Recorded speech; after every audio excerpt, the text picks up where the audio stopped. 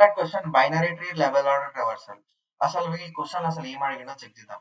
వాడు ఏం లేదు guys, ఒక ట్రీ ఇస్తాడు. ఆ ట్రీని మనం లెవెల్ ఆర్డర్ ట్రావర్సల్ చేయాలి. లెవెల్ ఆర్డర్ ట్రావర్సల్ అంటే మనకి ఈ లెవెల్లో ఇది ఫస్ట్ లెవెల్లో ఈ నోడ్ ఉన్నది, సెకండ్ లెవెల్ ఈ 2 నోడ్స్ ఉన్నాయి, థర్డ్ లెవెల్ ఈ 3 నోడ్స్ ఉన్నాయి అని ఒక్కొక్క లెవెల్ కి ఒక్కొక్క అరే తీసుకొని ఆ అన్ని అరేస్ ని ఒకటే అరేలో అంటే ఒక పేరెంట్ అరేలో యాడ్ చేయడం. సో ఇది అసలు ఏ విధంగా అవుతుందంటే మనకి ఒకటే ఒక బండ గుర్తు ఒకటి ఒక చిన్న లాజిక్ ఏంటంటే లెవెల్ ఆర్డర్ అంటే లెవెల్ లా పక్కన పక్కన ఎలిమెంట్స్ ఒకటే లెవెల్ ఎలిమెంట్స్ అట్లాంటి different different types of questions వస్తే మనకు ఒకటే ఒక థాట్ ప్రాసెస్ ఉండాలి. ఏంటంటే బిఎఫ్ఎస్ ట్రావర్సల్ చేయాలి. బిఎఫ్ఎస్ ట్రావర్సల్ చేస్తే మనకి ఏదైతే లెవెల్ ఉన్నాయో ఆ లెవెల్ ఉన్న నోట్స్ అన్ని యాడ్ అవుతాయి. అంతకంటే కిందికి అంతకంటే పైన చూడాలి. లెవెల్ మాత్రమే కాన్సన్ట్రేట్ చేసుకుంటూ వెళ్తుంది. సో బిఎఫ్ఎస్ ట్రావర్సల్ చేయాలి. ఇది ఏ విధంగా చేస్తారు? Simple logic. ఒకటే ఒక క్యూ తీసుకుంటారు. క్యూ తీసుకొని ఫస్ట్ రూట్ నోడ్ ని క్యూలో యాడ్ చేస్తాడు. ఇప్పుడు మనకి రూట్ నోడ్ 3 ఉంది కాబట్టి 3 అనేది రూట్ నోడ్ లో యాడ్ అవుతుంది. తర్వాత క్యూ కాబట్టి మనకి ఏదైతే ఫస్ట్ పోయిందో ఫస్ట్ అదే వస్తుంది. మనకు ఉన్నది ఒకటి కాబట్టి 3 ఉన్నది. సో 3 వస్తుంది. 3 వచ్చాక 3 కి పక్క 3 కి లెఫ్ట్ అండ్ రైట్ ఎలిమెంట్స్ ఏమైనా ఉన్నాయా? ఇది పాప్ అవుతుంది. 3 కి లెఫ్ట్ అండ్ రైట్ ఎలిమెంట్స్ ఏమైనా ఉన్నాయా? 9, 20 ఉన్నాయి. సో ఫస్ట్ ఏంది 9 ఉన్నది. 9 యాడ్ అవుతుంది ఇక్కడ. తర్వాత ఏంది మనం 20 ఉంది. ఓకే 20 యాడ్ అయిపోయింది. తర్వాత నెక్స్ట్ ఏంది 3 ని ఒక లెవెల్ లో పెట్టేసి ప్యాకేజ్ చేసుకోండి. ఎందుకంటే ఫస్ట్ లెవెల్ లో 3 ఉంది అని చెప్పడానికి. సో ఫస్ట్ ప్యాకేజ్ అయిపోయింది. ఫస్ట్ లెవెల్ లో ఫస్ట్ ప్యాకేజ్ అయిపోయింది. తర్వాత నెక్స్ట్ ఏం చేస్తాము? ఇక్కడ 3 ఉంది. తర్వాత నెక్స్ట్ ఏం చేస్తాం? 9 తీసుకుంటాం. 9 తీసుకున్నాక లెవెల్ లో ప్యాకేజ్ చేద్దాం 9. చలో 9 కి లెఫ్ట్ అండ్ రైట్ ఏమైనా ఉన్నాయా చెక్ చేద్దాం. 9 కి లెఫ్ట్ అండ్ రైట్ ఏమైనా ఉన్నాయా? ఏమీ లేవు. ఇక్కడ కూడా ఏమి యాడ్ చేయొద్దు. యాడ్ చేస్తా వేస్ట్, అవసరం లేదు. 9 నెక్స్ట్ లెవెల్ లో 9 ప్యాకేజ్ అయిపోయింది. తర్వాత 20 వచ్చాక చెక్ చేద్దాం. ఇది పోతుంది. నెక్స్ట్ ఏమొస్తుంది? 15 అండ్ 17. ఎందుకంటే 20 15 ఉంది, 17 ఉంది. సో లెఫ్ట్ లో ఏముంది? 15 అండ్ 17 కాదు. చలో తర్వాత ఇది అయిపోయింది. నెక్స్ట్ ఈ లెవెల్ కొత్త లెవెల్ వచ్చింది. సో ఇంకో కొత్త ప్యాకేజ్ తయారు చేసుకోండి. లెవెల్ అందులో 15 ఉంది. తర్వాత చెక్ చేయండి 15 కి ఏమైనా ఉన్నాయా? లేవు. ఇక్కడ ఏమైనా ఉన్నాయా? లేవు. చలో ఫైన్. నెక్స్ట్ ఏంటి? 7 యాడ్ చేసుకోండి. ఈ 3 ప్యాకేజ్లు అన్ని కలిపి ఒకటే ఆన్సర్ లో పెట్టేసేయండి, అయిపోతుంది. లెవెల్ 1, లెవెల్ 2, లెవెల్ 3 అని పెట్టేస్తే అయిపోతుంది. సో ఇది మన బేసిక్ థాట్ ప్రాసెస్ తోటి బేసిక్ క్వశ్చన్. గైస్ ఇప్పుడు కోడింగ్ పార్ట్ చెక్ చేద్దాం.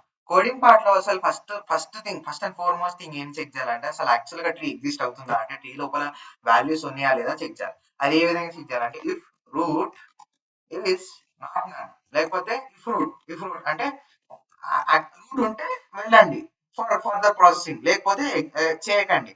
సో ఇప్పుడు రూట్ ఉంది అంటే Q is equals to root అని యాడ్ చేద్దాం. అంటే క్యూ లోపల ఫస్ట్ రూట్ ఎలిమెంట్ ని యాడ్ చేస్తున్నాం. ఇంకోటి మనం ఆన్సర్ అనేది ఒక పేరెంట్ అరే ఉంది కాబట్టి సో ఆన్సర్ అనేది ఒక పేరెంట్ అరే తీసుకుంటాం. పేరెంట్ అరే తీసుకున్నాక ఇప్పుడు ఏం చేద్దాం అంటే మన ఐటరేషన్ ఎప్పటి వరకు రావాలి? క్యూ అనేది ఎండ్ అయ్యే వరకు రావాలి. సో వైల్ క్యూ అంటే క్యూ అనేది ఎంటీ అయ్యే వరకు ట్రావర్సల్ అవుతూనే ఉంటుంది. తర్వాత నెక్స్ట్ ఏంటి? ఇంకోటి ఏంటి? టెంపరీ లెవెల్ అరే తీసుకోవాలని చెప్పాను కదా. Level is equals to empty అరే. నౌ నెక్స్ట్ ఏంటి? ఈ క్యూ లోపల అంటే ప్రతి ఒక్క లెవెల్ ని ఐటరేట్ చేయాలి కాబట్టి for x in range len of queue. ఈ విధంగా ఎందుకు తీసుకున్నానంటే ఈ ఫర్ ఎక్స్ ఇన్ రేంజ్ ఉంది కదా, ఈ ఫర్ ఎక్స్ ఇన్ రేంజ్ ఏం చేస్తుంది అంటే మనకి ఒక snapshot of the queue తీసుకుంటారు. Snapshot of the queue ఎందుకు అంటే మనకి ఇప్పుడు ఫర్ ఎగ్జాంపుల్ 3 ఉన్నది. 3 ఉన్నాక నెక్స్ట్ ఇటరేషన్ ఏమవుతుంది? 9 అండ్ 20 అవుతుంది. కానీ 9 అండ్ 20 అనేది కింద లెవెల్ ఉంది.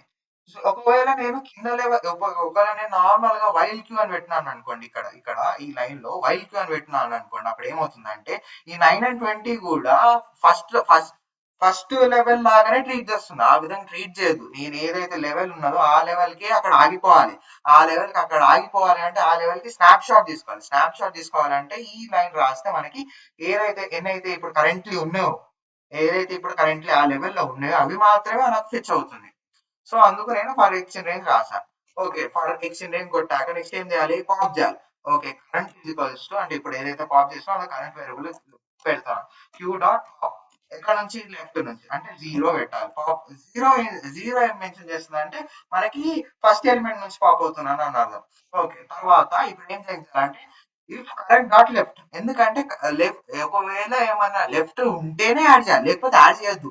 నల్ వాల్యూస్ యాడ్ చేయడం వలన మనకి క్యూ అనేది సైజ్ పెరుగుతుంది అండ్ వాల్యూ ఏమి ఉండదు. So if current dot left, current ఒకవేళ లెఫ్ట్ ఆ నోడ్ కి లెఫ్ట్ సైడ్ ఉంటేనే యాడ్ చేయాలి. క్యూ డాట్ పుష్ అది అపెండ్ మనం, ఎందుకంటే మనం లిస్ట్ తీసుకుంటున్నాం కాబట్టి Q dot append current dot left. Same అదే విధంగా current dot right Q dot append cur dot right. తర్వాత ఇప్పుడు ఏం చేయాలి, ఇక్కడ first of all Q append pop కాగానే మనం లెవెల్లో యాడ్ చేసేద్దాం, ఎందుకంటే ఈ లెవెల్లో ఈ వాల్యూ ఉన్నది అన్నట్టు. ఇంకోటి మనం వాల్యూ యాడ్ చేయాలి, ద నోడ్ ఇట్ సెల్ఫ్ మనం యాడ్ చేద్దాం. So current dot value, okay fine.